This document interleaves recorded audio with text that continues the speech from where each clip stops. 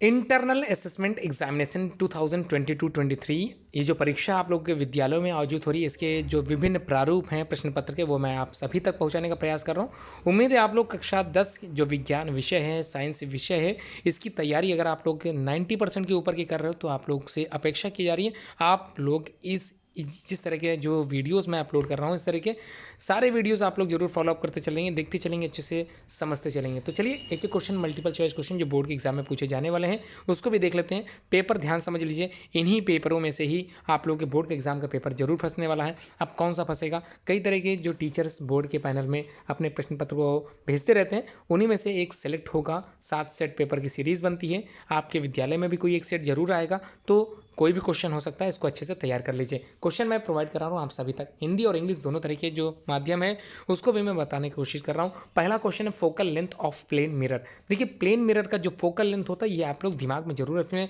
अच्छे से बैठा लीजिए। इन्फिनिटी पर है, ये इन्फिनिटी का ऑप्शन सही है। अगला क्वेश्चन कह रहा है the focal length of A concave mirror की बात हो रही है, ध्यान समझिए, कॉनकेव मिरर की बात हो रही है। 10 सेंटीमीटर फोकल लेंथ दी है, रेडियस ऑफ कर्वेचर पूछा गया है। तो याद कीजिए, कोई फॉर्मूला याद आ रहा है इससे रिलेटेड, या relationship between radius of curvature and their focal length, तो अगर याद है तो आप लोग फार्मूला लगा के आंसर निकाल सकते हो। तो यहाँ पर मैं बता देता हूँ, आप लोगों को ये याद होगा F बराबर R/2 होता है। तो फोकल लेंथ बराबर रेडियस ऑफ कर्वेचर का आधा होता है, यानी फोकल लेंथ बराबर रेडियस ऑफ कर्वेचर अगर दिया है तो उसको 2 से डिवाइड करके फोकल लेंथ निकाला जा सकता है। लेकिन क्वेश्चन में अगर रेडियस ऑफ कर्वेचर निकालने के लिए कहा जाए तब आप लोग गड़बड़ कर सकते हो, क्योंकि R बराबर जो होता है रेडियस ऑफ कर्वेचर बराबर होता है 2f, मतलब मल्टीप्लाई कर देना है। 2f का मतलब फोकल लेंथ से मल्टीप्लाई कर दीजिए, जबकि फोकल लेंथ दिया 10, रेडियस ऑफ कर्वेचर पूछा है तो रेडियस ऑफ कर्वेचर बराबर 2f, इसका मतलब आंसर इसका आएगा 20 सेंटीमीटर। अब अगला क्वेश्चन देख लेते हैं। पावर ऑफ कॉन्वेक्स लेंस की बात हो रही है, 5d है, फोकल लेंथ निकालना है, 5d कॉन्वेक्स लेंस है, इसका मतलब माइनस में आएगा। अब फॉर्मूला याद ही होगा, डिवाइड बाय क्या था याद कीजिए, कमेंट बॉक्स में कमेंट करके बताइए। जी हाँ 100 ठीक है, हाँ बिल्कुल सही है, 100 डिवाइड ऐसे ही आप लोगों ने निकाल लिया होगा, तो माइनस का 20 आंसर निकल के आ गया होगा। ठीक, अगला क्वेश्चन देख लेते हैं। ह्यूमन आई जो इमेज बनाती है वो किस पर बनाती है, रेटिना पे बनाती है, बिल्कुल सही है। अगला question, charge of an electron, 1 electron का जो चार्ज होता है, इलेक्ट्रॉन आप लोग जानते ही माइनस में होता है, 1.6 × 10⁻⁻19 कुलाम होता है। सी इसका मतलब कुलाम है, माइनस में ही लिखना, माइनस की ही वैल्यू रहेगी। अगला क्वेश्चन, मूविंग इलेक्ट्रॉन प्रोड्यूस करता है केवल और केवल इलेक्ट्रिक फील्ड ओनली। ध्यान समझ लीजिए, जो मूविंग इलेक्ट्रॉन प्रोड्यूस होता है वो केवल और केवल इलेक्ट्रिक फील्ड ओनली ही जनरेट करता है, ये आप लोग दिमाग में बैठा लीजिए। अगला क्वेश्चन कह रहा है unit of magnetic field. Unit मतलब इकाई क्या होती है, चुंबकीय क्षेत्र का मात्रक क्या होता है, यूनिट ऑफ मैग्नेटिक फील्ड क्या होता है, वेबर पर मीटर स्क्वायर होता है। ये भी आप लोग कोर्स से रिलेटेड क्वेश्चन है, अच्छे से तैयार करके जाइए। अगला question, the instrument which convert mechanical energy into the electrical energy. थोड़ा सा यहाँ पर समझाने के मैं प्रयास कर रहा हूँ आप लोगों को। कोर्स में लास्ट चैप्टर है फिजिक्स का, उसी में आप लोगों को डायनेमो पढ़ाया गया होगा, जो कन्वर्ट करता है मैकेनिकल एनर्जी को इनटू इलेक्ट्रिकल एनर्जी में। Question number 9, unit of electric current क्या होता है। देखिए यूनिट जरूर पढ़ के जाइए, 20 क्वेश्चन में काफ़ी ढेर सारी यूनिट आप लोगों से पूछी जा सकती है। Unit of electric current is ampere होता है। इलेक्ट्रिक करंट जिसको हम लोग आई से डिनोट करते हैं, अब आई जब निकालते हैं तो उसका आंसर हमेशा एम्पियर में आता है, ये आप लोग अच्छे से तैयार कर लीजिए। तो विद्युत धारा का एसआई मात्रक क्या होता है, एम्पियर होता है। अगला क्वेश्चन कह रहा है, क्वेश्चन नंबर 10, इन फॉलोइंग इनमें से कौन सा which is suitable lens for making virtual erected diminished image of object. तो इनमें से कौन सा यूजफुल है या फिर कह सकते हैं सूटेबल हो सकता है लेंस, क्या बनाएगा, कैसा इमेज बनाएगा, वर्चुअल इमेज बनाएगा, इरेक्टेड बनाएगा और डिमिनिश्ड इमेज बनाएगा किसी ऑब्जेक्ट का। तो ये कौन सा लेंस होगा, कॉन्वेक्स लेंस होगा। आप लोग फॉर्मेशन चार्ट जरूर पढ़ के जाइए।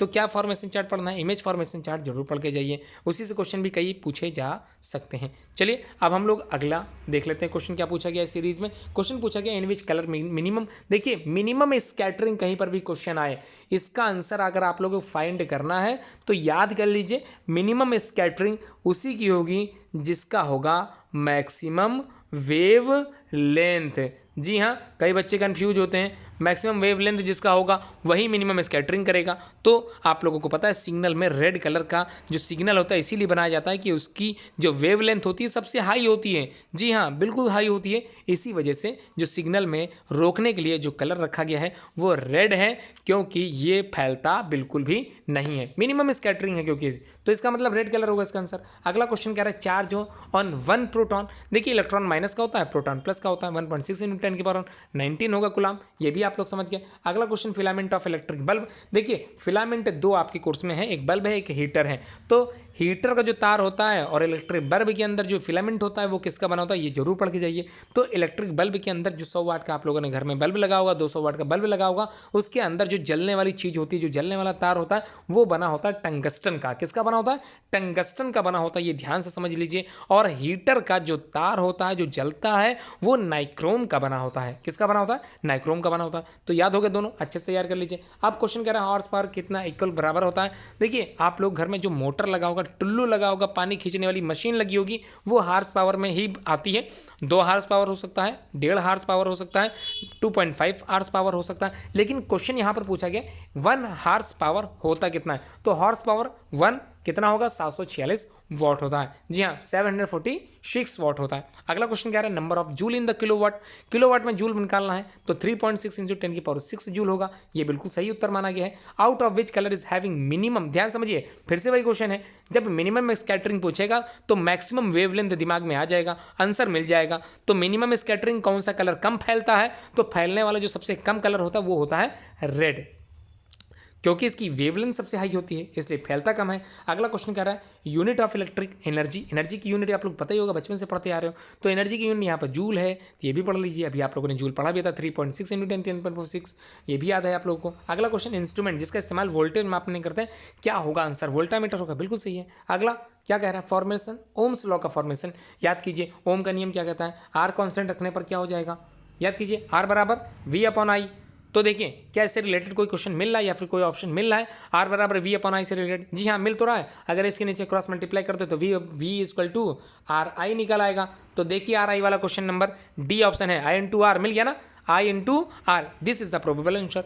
अब उम्मीद है आप लोग समझ गए होंगे। अगला क्वेश्चन कह रहा क्या कह रहा देखते हैं, the instrument which produce current, इनमें से कौन सा इंस्ट्रूमेंट करंट प्रोड्यूस करता है। देखिए आपके कोर्स में जनरेटर रखा गया, डायनेमो रखा गया है, करंट प्रोड्यूस करेगा, करके देखिए पता चल जाएगा। ठीक है, तो ये होगा इसका जनरेटर, आंसर सही होना चाहिए। यहाँ पर ट्रांसफार्मर लिखा हुआ है, जनरेटर मान लीजिए उसको। अगला क्वेश्चन कह रहा है सेक्शन बी का, केमिस्ट्री से रिलेटेड है, देख लेते हैं। क्वेश्चन नंबर 1 क्या कह रहा है, कह रहा है कौन सा सब्सटेंस ऐसा होता है जो टेंडेंसी रखता है टू गिव प्रोटॉन। आप लोगों ने पढ़ा होगा modern definition of acid and bases की, क्या था उसमें, प्रोटॉन जो देता है, गिव प्रोटॉन जो देगा वो एसिड कहलाएगा। ऐसा प्रोटॉन एक्सचेंज थ्योरी के अकॉर्डिंग है, जो कि ब्रॉन्स्टेड एंड लावरी के अकॉर्डिंग कही गई है। तो एक्वस सोल्यूशन जिसमें H+ आयन निकलता है वो होगा एसिड, बिल्कुल सही है। आप लोगों ने तैयारी की है तो आप लोग उत्तर बता लोगे। अगला क्वेश्चन क्या कह रहा है देख लेते हैं। अगले क्वेश्चन में कहा in the process of neutralisation. देखिए न्यूट्रलाइजेशन का मतलब ये होता है न्यूट्रल कर देना। एसिड के रिएक्शन को कम करने के लिए हम लोग बेस मिला देते हैं जिससे न्यूट्रल हो जाता है। अब न्यूट्रलाइजेशन रिएक्शन में क्या बनता है, वाटर एंड सॉल्ट बनता है। ढूंढ लीजिए salt and water form, option D बिल्कुल सही है।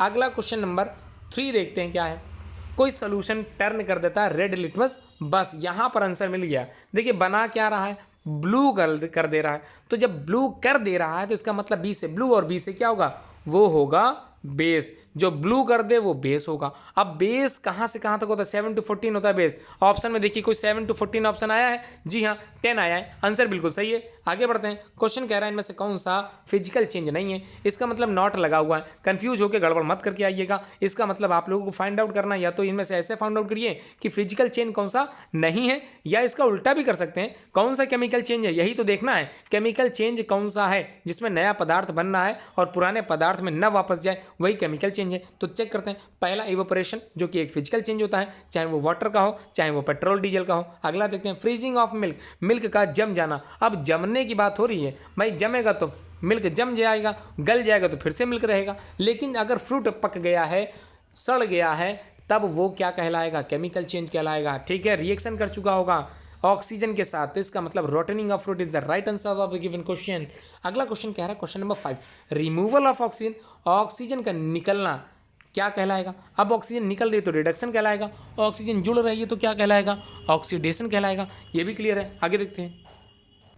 चलिए अगला क्वेश्चन देख लेते हैं। क्वेश्चन नंबर 6 केमिस्ट्री का देखते हैं क्या क्वेश्चन कह रहा है, reaction in which new compound are form by the exchange of ions. तो आयन एक्सचेंज होता है उसको बोलते हैं डबल डिस्प्लेसमेंट रिएक्शन, ये आप लोगों ने पढ़ रखा होगा। Question number 7, the reaction of acetylene and hydrogen in the presence of heated nickel powder, ये कार्बनिक कंपाउंड चैप्टर से रिलेटेड है, कार्बन और उसके कंपाउंड से रिलेटेड चैप्टर है। एडिशन रिएक्शन में आप लोगों को इस तरह का क्वेश्चन फाइंड आउट मिल सकता है। अगला क्वेश्चन कह रहा है what is the use in the fire extinguisher में आजकल हम लोग जो इस्तेमाल कर रहे हैं वो है तुम्हारा सोडियम कार्बन यानी NaCO3 जो कि खाने वाला सोडा है, बेकिंग सोडा की बात हो रही है, NaCO3 की बात हो रही है, तो ये आप लोग अग्निशमक में इस्तेमाल कर सकते हो। अगला क्वेश्चन इफ है मेटल, मेटल का मतलब कोई धातु की बात हो रही है जो कि स्टेट है फाउंड किया जाता है फ्री स्टेट में, नेचर में प्रकृति द्वारा फ्री स्टेट इन नेचर है, उसको हम लोग जो है केमिकली या फिर साइंटिफिक नेम में क्या कह सकते हैं, नेटिव स्टेट कहते हैं। बिल्कुल सही उत्तर माना गया है।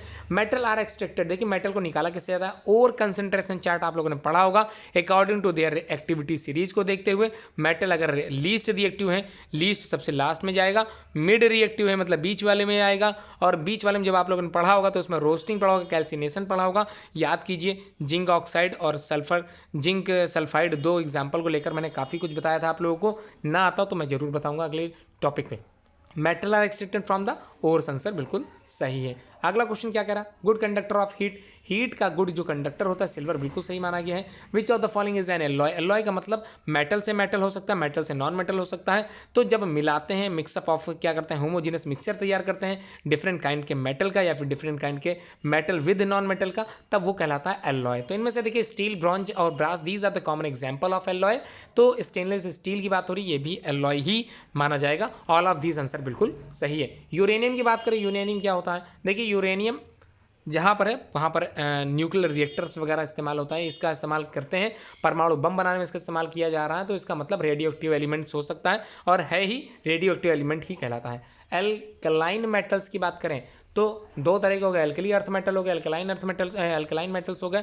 तो लीना की रब से फरियाद, ऐसा कोड आप लोगों ने याद किया होगा, lithium, sodium, potassium, rubidium, caesium, francium, ये याद है तो अच्छी बात है, आप लोगों ने पीडी टेबल अच्छे से तैयार की है। अगला क्वेश्चन क्या कह रहा है इसको भी देख लेते हैं। एम्फोटेरिक ऑक्साइड क्या होते हैं, स्पेशल टाइप के ऑक्साइड होते हैं जिनका जो नेचर होता है, मतलब आप लोगों ने अभी तक तो ये पढ़ रखा होगा कि मेटल के ऑक्साइड का नेचर बेसिक होता है, लेकिन कुछ ऐसे भी मेटेलिक ऑक्साइड होते हैं जो कुछ कंडीशन में बेसिक के साथ साथ एसिडिक मीडियम भी प्रोवाइड करते हैं, इसका मतलब वो कहलाते हैं एम्फोटेरिक ऑक्साइड। एल्यूमिनियम ऑक्साइड की बात करें तो ये एक तरह का एम्फोटेरिक ऑक्साइड है। एनसीईआरटी क्वेश्चन चैप्टर नंबर 2 में आप लोगों को मिल जाएगा, आप लोग देख लीजिएगा। अगला क्वेश्चन देखते हैं क्या कह रहा है, लिखा है आवर्त सारणी के आवर्त में बाएं से दाएं जाने पर यानी कि in the period from left to right the metallic character of element कैसा होगा।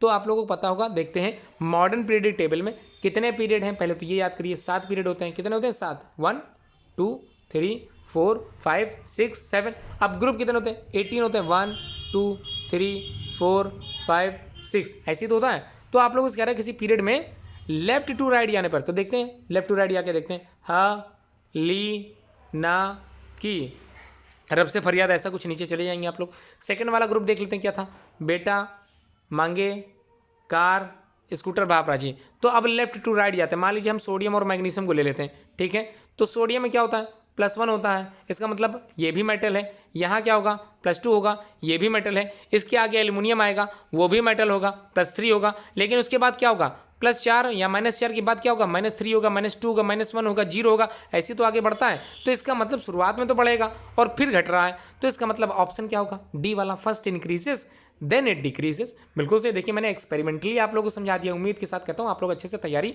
जरूर कीजिए। 90+ तो आप लोगों का सिक्योर हो सकता है, बिल्कुल आएगा 90%, क्यों नहीं आएगा। 100 आउट ऑफ 100 का स्कोर करके चलिए दिमाग में। मेरिट में आने के लिए मत पढ़िए, मेरिट बनाने के लिए पढ़िए। आप ही से शुरुआत हो मेरिट, ऐसा सोच रखिए, अच्छा विचार करके जाइए, पेपर आप लोग पूरा करके आइए, मेरिट तो बनेगी ही बनेगी। चलिए क्वेश्चन देखते हैं। C2H6 में पूछ रहा है कोवेलेंट कितने बॉन्ड है, तो नाम आप लोग इसको तो बिल्कुल आप लोग आसानी से तैयार करके जाइए। 2 और 6 कितना होता है, 8 होता है, 8 - 1 कर दीजिए, आंसर निकल आएगा, 7 निकल गया। 7 कोवेलेंट बॉन्ड होता है, बिल्कुल सही। अगर ऐसे नहीं निकाल पा रहे तो आप लोग क्या करिए, कितने सी हैं, 2 सी हैं। अब कितने हाइड्रोजन है, 6 हाइड्रोजन है। अब बॉन्ड ही तो पूछ रहा है, बॉन्ड पूछ रहा है, देखिए बॉन्ड कितना है, 1 2 3 4 5 6 7 बॉन्ड, चाहे ऐसे निकालिए, कितने बॉन्ड है, 7 कोवेलेंट बॉन्ड है। अगला क्वेश्चन देखते हैं, क्वेश्चन नंबर 18 क्या पूछ रहा है। क्वेश्चन नंबर 18 में पूछ रहा था functional group present in the propanal. देखिए लास्ट में आ गया अल, तो दिमाग में भी ले आइए अल, तो इसका मतलब कौन सा ग्रुप लगा होगा, C+OH लगा होगा। तो C+OH जब लगता है तो एल्डिहाइड ग्रुप होता है, तब अल लगा देते हैं।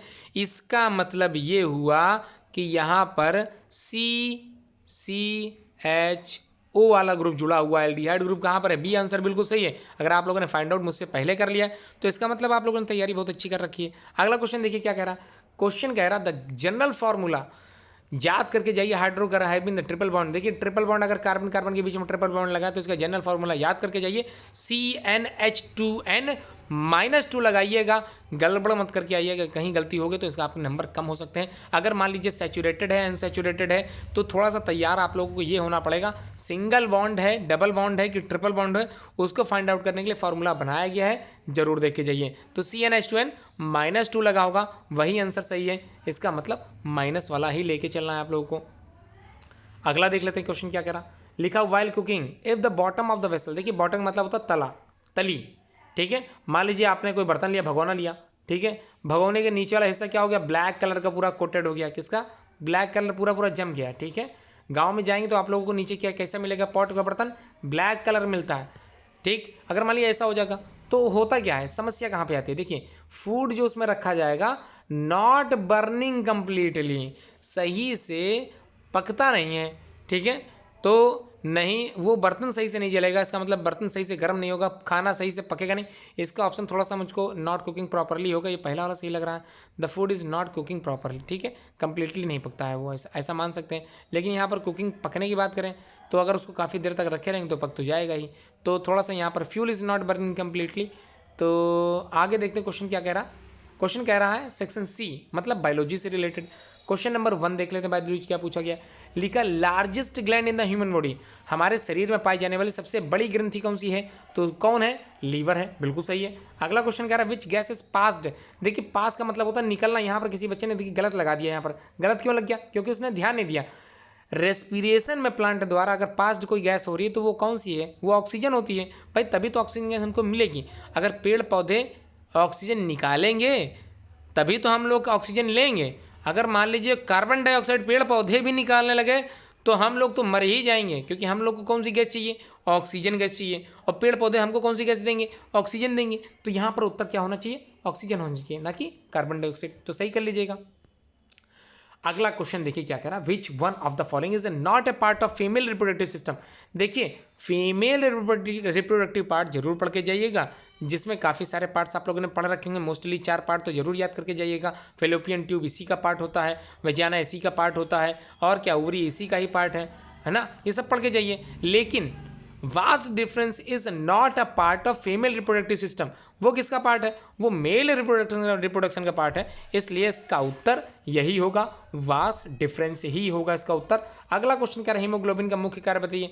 देखिए पहली चीज़ तो मैं बता देता हूँ, हीमोग्लोबिन आरबीसी में पाया जाता है, किसमें पाया जाता है, आरबीसी में पाया जाता है। ये तो क्लियर हो गया कि रेड ब्लड कैप्सूल्स में हीमोग्लोबिन पाया जाता है। अब याद कीजिए आरबीसी का फंक्शन क्या था, आरबीसी का फंक्शन क्या था, ऑक्सीजन को ले जाना और कार्बन डाइऑक्साइड को वापस पहुंचाना। ये काम किसका था, ये काम किसका था, ये काम भी तो आरबीसी का था। अब आरबीसी में पाया क्या जाता है, हीमोग्लोबिन पाया जाता है, तो हीमोग्लोबिन को हम लोग रेस्पिरेटरी पिगमेंट कहते हैं। अब जब रेस्पिरेशन में हेल्प करता है तो रेस्पिरेशन की डिफिनीशन क्या थी, याद कीजिए, the process by which gases are exchange. तो इसका मतलब हीमोग्लोबिन क्या कर रहा है, यही तो करेगा। तो देखते हैं कहाँ पर लिखा है, ये देखिए मिला गया, डी में क्या लिखा है, ट्रांसपोर्टेशन ऑफ ऑक्सीजन, यही तो आंसर माना जाएगा, ठीक है। तो कंफ्यूज बिल्कुल नहीं होना है, सही उत्तर लगा के आइएगा। इनमें से कौन सा एक ठोस ईंधन है, which one of the following is solid fuel. Solid का मतलब जो लिक्विड ना हो, गैस ना हो, तो एलपीजी में तो नाम में लिखा है लिक्विड पेट्रोलियम गैस, ये तो बिल्कुल नहीं होगा, ठीक। अब सीएनजी क्या कह रहा है, सीएनजी मतलब होता है कॉम्प्रेस्ड नेचुरल गैस, तो ये भी तो गैस ही तो लिखा है। तो अपना दिमाग लगाइए ना, कोयला जो कि एक फ्यूल होता है जिसका इस्तेमाल हम लोग खाना पकाने में भी करते हैं और जलाते भी हैं, इसका यूज आप लोग पुराने समय में किस में करते थे, ट्रेन वगैरह चलाने में भी करते थे, भाप इंजन में भी करते थे, तो कोयला ही इसका आंसर सही। अगला क्वेश्चन क्या कह रहा देखते हैं, क्वेश्चन कह रहा इन ह्यूमन बीइंग। देखिए हमारे ही बारे में बात करी जा रही है, हमको पता होना चाहिए कि हमारी जो किडनी है वो किस सिस्टम का पार्ट होता है। तो देखिए किडनी काम क्या करती है, पहले ये देखिए, किडनी काम कर रही है फिल्ट्रेशन का, जब शुद्धिकरण का काम करेगी, हमारे शरीर से वेस्ट मटेरियल को बाहर निकालने में सहायता कर रही है, तो इसका मतलब ही क्या हुआ, इसका मतलब हुआ एक्सक्रीशन, वेस्ट मटेरियल को बाहर निकालने वाली प्रोसेस का नाम है एक्सक्रीशन। तो किडनी जब हेल्प कर रही है एक्सक्रीशन में, तो पार्ट किसका हुआ, एक्सक्रीशन का पार्ट हुआ। तो चलिए ऑप्शन ढूंढिए, एक्सक्रीशन मिल गया, सी ऑप्शन है, बिल्कुल सही है, गुड। अगला देखिए क्वेश्चन कह रहा human embryo get nutrition through, ठीक है। महिलाओं में एम्ब्रियो जो बनता है, ठीक है, फर्टिलाइजेशन के बाद मेल गैमेट और फीमेल गैमेट का फ्यूजन हो जाता है जब, उसके बाद एम्ब्रियो तैयार हो, जाइगोट के बाद एम्ब्रियो तैयार होगा। एम्ब्रियो को जो न्यूट्रिशन प्रोवाइड करेगा, तो मदर से देयर एम्ब्रियो का जो न्यूट्रिशन प्रोवाइड करने का जो मीडियम होता है वो होता है प्लेसेंटा। प्लेसेंटा के द्वारा उसको न्यूट्रिशन मिलता रहता है, ठीक है। तो प्लेसेंटा याद कीजिएगा। अगला क्वेश्चन कह रहा है according to Mendel the genotype of a drop plant. देखिए क्वेश्चन मैं समझाता हूँ क्या लिखा हुआ, जीनोटाइप लिखा है। देखिए कई बच्चे कंफ्यूज होते हैं जीनोटाइप में और कई बच्चे कंफ्यूज होते हैं फिनोटाइप में। तो देखिए नाम से ही लग रहा है, पी से फिनोटाइप और पी से फिजिकल अपीयरेंस, बस यही दिमाग बैठा लीजिए, आप लोग कभी कंफ्यूज नहीं होंगे। पी से फिनोटाइप और पी से फिजिकल अपीयरेंस, इसका मतलब कोई इंसान कैसा दिख रहा है, मोटा दिख रहा है, पतला दिख रहा है, लूला दिख रहा है, लंगड़ा दिख रहा है, ये कैसा है उसका फिजिकल अपीयरेंस। इसी तरह से अगर मटर के पौधे की बात करें, मटर के पौधे का जो बीज होगा किस कलर का होगा, ये इसका फिजिकल अपीयरेंस होगा। कलर क्या है, फिजिकल अपीयरेंस। शेप क्या है, फिजिकल अपीयरेंस। साइज क्या है, फिजिकल अपीयरेंस। लेकिन अगर हमने उसके लिए कोई कोड बना दिया, कोड का मतलब समझिए, अगर मैंने लिख दिया कैपिटल टी, तो मुझको समझ में आ गया कि ये एक फिजिकल अपीयरेंस नहीं है, ये एक जेनेटिक क्या है, जेनेटिक कोड है। क्या है, एक जीन से रिलेटेड दी गई चीज़ है। तो अब देखिए यहाँ पर सिंपल हो गया। अब पौधा कैसा है, ड्वार्फ है, यानी कि डोमिनेंट के लिए तो कैपिटल लगाते हैं और रेसेसिव के लिए स्मॉल लगाते हैं। तो देखिए इसमें कौन से दो चीज़ें स्मॉल में चेक करते हैं। ये तो कैपिटल है तो बिल्कुल नहीं होगा, ये तो कैपिटल के साथ स्मॉल हो गया, बिल्कुल नहीं होगा, ये स्मॉल के साथ कैपिटल आ गया, बिल्कुल नहीं होगा। तो स्मॉल कहाँ मिला, ये मिल गया, बिल्कुल सही है। Small T is the answer of the given question. अब देखते हैं क्वेश्चन क्या कह रहा है, प्लांट करता है प्योरीफाई। देखिए ना, क्वेश्चन को समझने का प्रयास कीजिए, आंसर अपने आप जवाब दे देगा। लिखा है पेड़, प्योरीफाई का मतलब होता है शुद्ध करना, एयर का मतलब होता है हवा। अब हवा में कौन सी गैस होती है, ऑक्सीजन गैस। अब सोचिए पेड़ पौधे ऑक्सीजन गैस को शुद्ध करने का काम कहाँ पे करेंगे, कौन सी प्रोसेस से करेंगे। तो याद कीजिए उस प्रोसेस का नाम जिससे पेड़ पौधे ऑक्सीजन गैस को निकालते थे, वो प्रोसेस का नाम था प्रकाश संश्लेषण। जी हाँ, क्या था उसका नाम, फोटोसिंथेसिस। भाई फोटोसिंथेसिस में पेड़ पौधे कार्बन डाइऑक्साइड का यूज करते थे, H2O का यूज करते थे, और क्या बनाते थे, भोजन बनाते थे। भोजन किस फॉर्म में होता था, C6H12O6। और कौन सी गैस निकालते थे, जी हाँ ऑक्सीजन गैस ही तो बाहर निकालते थे। यही तो पूछ रहा है, तो इसका आंसर क्या होगा, फोटोसिंथेसिस होगा। सिंपल सा तो आंसर है। अब ग्लाइकोलिसिस का जो स्थान होता है वो होता है साइटोप्लाज्म में। सेल के जैसे अंदर पहुंचेंगे ग्लाइकोलिसिस दिखेगी। अगला क्वेश्चन है एंजाइम टाइलिन की बात करें तो टाइलिन का मतलब समझिए पहले तो सलाइवरी एमाइलेज एंजाइम एक्ट करता है कार्बोहाइड्रेट पे, जो कि मूल रूप से टाइलिन ही होता है। तो इसमें ढूंढिए कार्बोहाइड्रेट कहाँ पे लिखा है, कार्बोहाइड्रेट सी पे लिखा है, बिल्कुल सही है। क्वेश्चन कह रहा है अलैंगिक प्रजनन यानी कि budding is the method of asexual reproduction. Asexual reproduction का मतलब देखिए नाम क्या लगा है, सेक्सुअल। अब उसके आगे क्या जुड़ गया है, ए जुड़ गया है। ए का मतलब क्या हो गया, एब्सेंट हो गया। इसका मतलब कोई ऑर्गेनिज्म ऐसा होगा जिसमें न तो मेल होगा न फीमेल होगा, पूरा ऑर्गेनिज्म क्या कर रहा है, रिप्रोडक्शन में हेल्पफुल होगा। तो वो कौन सा एग्जाम्पल हो सकता है, तो budding process basically found in hydra and east. तो हाइड्रा ही ऑप्शन है, ईस्ट तो दिया नहीं है इसमें। तो ईस्ट जब दिया हो तो ईस्ट लगाएंगे, जब हाइड्रा दिया तो हाइड्रा लगाएंगे, तो हाइड्रा पे लगाइए। अगला क्वेश्चन कह रहा है the part of pistil of a flower is called. देखिए पिस्टिल की बात करें तो ये कार्पेल भी हो सकता है, यहाँ पर बोर्ड में कार्पेल भी कर सकते हैं।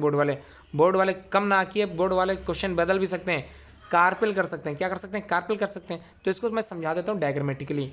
तो देखिए ऐसा फ्लावर आप लोगों ने देखा होगा, कुछ इस तरह से बना होगा और यहाँ पे फूला हुआ हिस्सा होता है। इसको हम लोग क्या पढ़ते हैं, ओवरी को पढ़ते हैं। क्या पढ़ते हैं, ओवरी पढ़ते हैं। इसको क्या पढ़ते हैं, स्टाइल पढ़ते हैं, ठीक है। इसको क्या पढ़ते हैं, स्टिग्मा पढ़ते हैं। यही तो पढ़ते हैं, ये आप लोगों ने पढ़ रखा है। अब देखिए ये तीनों किसके भाग हैं, ये फीमेल पार्ट हैं ऑफ फ्लावर के। फीमेल पार्ट को या तो हम पिस्टिल कहते हैं या तो कार्पेल कहते हैं। क्लियर हो गया। और मेल को क्या कहते हैं, कमेंट बॉक्स में जरूर कमेंट करके बताइए। जी हाँ, मेल को क्या कहते हैं, स्टमन कहते हैं। ये आप लोग अच्छे से तैयार कर लीजिए। मेल स्टमन कहलाता है और फीमेल क्या कहलाएगा, या तो कार्पेल बोलिए या पिस्टिल बोलिए। अब क्वेश्चन कह रहा है मिड पार्ट। देखिए हिंदी में तो मध्य लिखा, लेकिन इंग्लिश में यहाँ पर मिसप्रिंट हो गया, लिख के नहीं आया, तो हिंदी से मैंने पता कर लिया। मिड पार्ट में क्या चीज़ होती है, देखिए ये तो सबसे ऊपरी हिस्सा है स्टिग्मा, ये सबसे निचला हिस्सा ओवरी। तो मिड में बचा क्या, स्टाइल तो बचा। आंसर क्या होगा इसका, स्टाइल होगा। तो ये जिसने भी उत्तर लगाया इस पेपर में बिल्कुल सही लगाया है। मुझे उम्मीद के साथ कह सकता हूँ कि ये जो बच्चा है जिसने ये ऑप्शनल क्वेश्चन लगा रखे हैं, ये बच्चा जो है हो सकता है ये 80+ क्रॉस कर जाए, क्योंकि मेन चीज़ तो रिटर्न है। यहाँ तो उसने अपना पूरा 100% सही लगाया है। अगला क्वेश्चन देख लेते हैं क्या कह रहा है। क्वेश्चन नंबर 14 कह रहा है डबल फर्टिलाइजेशन, ये जो कैरेक्टरिस्टिक फीचर होता है, कैरेक्टर होता है, किन पौधों, देखिए जंतुओं में तो नहीं पाया जाता, बिल्कुल गलत है। नन ऑफ दिस होता नहीं, क्योंकि टीचर ऐसे क्वेश्चन में ऑप्शन देता है, इस तरह का बिल्कुल नहीं देता है। जिम्नोस्पर्मिक पौधे जो कि होते हैं, इसमें मतलब क्या होते हैं जिम्नोस्पर्मिक पौधे, जैसे साइकस हो गया, पाइनस हो गया, है ना, स्मॉलेस्ट ऑर्गेनिज्म में चले गए हम लोग। अब जो लेटेस्ट वाले अपडेट हैं, कॉम्प्लेक्स टाइप के जो प्लांट होते हैं उनको बोलते हैं एंजियोस्पर्मिक प्लांट, इन्हीं को ही बोलते हैं फ्लावरिंग प्लांट। तो ये उत्तर होगा इसका एंजियोस्पर्मिक वाला। अगला देखते हैं क्वेश्चन क्या कह रहा। क्वेश्चन कह रहा आनुवांशिकी के पिता, father of genetics Gregor John Mendel है। बिल्कुल सही उत्तर लगा जिसने भी लगाया है। अगला क्वेश्चन, मेंडल परफॉर्म अपने एक्सपेरिमेंट को किस पौधे पे किया था? उस पौधे को हम लोग मटर के पौधे के नाम से जानते हैं और उसका बोटेनिकल नेम होता है पाइसम सेटाइवम। ये भी जरूर तैयार कर लीजिए। अगला क्वेश्चन कह रहा, मोस्ट इंपॉर्टेंट क्वेश्चन, देखिए ये बोर्ड में कई बार पूछा जाएगा, गया है और पूछा जाएगा भी। Energy flow from one trophic level to another in ecosystem. देखिए वन ट्रॉफिक लेवल, अगर मान लीजिए पहला ट्रॉफिक लेवल प्लांट है तो दूसरा क्या होगा? प्राइमरी कंज्यूमर होगा। तीसरा क्या होगा? सेकेंडरी कंज्यूमर हो सकता है। क्लियर हो गया? तो यहाँ पर 10% लॉ चलेगा, ये भी रट लीजिए। आर्टिफिशियल इकोसिस्टम कौन सा? प्रकृति द्वारा नहीं है, मानव के द्वारा बनाया गया है। तो देखिए तालाब तो प्राकृतिक है, ये नहीं हो सकता। झील प्राकृतिक है, नहीं हो सकता। फॉरेस्ट जंगल प्राकृतिक है, ये भी नहीं होगा। लेकिन जो फसल होती है इसको बनाने वाला कौन है? किसान ही तो है। अब किसान क्या है? आर्टिफिशियली तो बना रहा है, ये भगवान ने थोड़ी ना बना के फसल भेजा है, किसान बनाता है फसल। ठीक है, अब पढ़ते हैं, भगवान ने तो पौधा बनाया है, उस फसल को बनाने के लिए कौन आया? किसान आया है। जी हाँ, बिल्कुल सही उत्तर है। अगर आपने क्रॉप लगाया तो आपने बिल्कुल सही पढ़ रखा है। अगला देखते हैं। क्वेश्चन कह रहा है पौधे में हरा रंग, सिर्फ पौधे में ही हरा रंग नहीं, अगर मान लीजिए पत्ती हरी है, तना हरा है, अगर मान लीजिए जड़ भी आप लोगों को हरी दिख रही है, तो इसका मतलब यही हो गया कि उसमें क्लोरोफिल पाया जा रहा है। तो क्लोरोफिल ही ग्रीन पिगमेंट होता है, सनलाइट को ट्रैप करने का काम भी यही करता है। अब कह रहा है टिहरी डैम किससे रिलेटेड है? नर्मदा नदी पे बना हुआ है, तो जाहिर सी बात है नर्मदा नदी से ही रिलेटेड होगा। उम्मीद है आप लोगों को पेपर अच्छा लगा होगा। सारी तैयारी आप लोग इसी तरह करते चलिए, और चैनल सब्सक्राइब न किया हो तो चैनल को सब्सक्राइब करके रखें, जिसमें आने वाली वीडियोज़ भी आप लोगों को मिलती चलें। तो बेल आइकन जरूर प्रेस करिए, पूरी वीडियो जरूर देखें, अच्छे से देखें, अच्छे से अटेम्प्ट करें। सारे उत्तर मैं बताता चलता हूँ, कभी कभी मैं प्रैक्टिस पेपर भी अपलोड करता हूँ, उसको भी आप लोग लगाते चलें। Thanks for watching this video.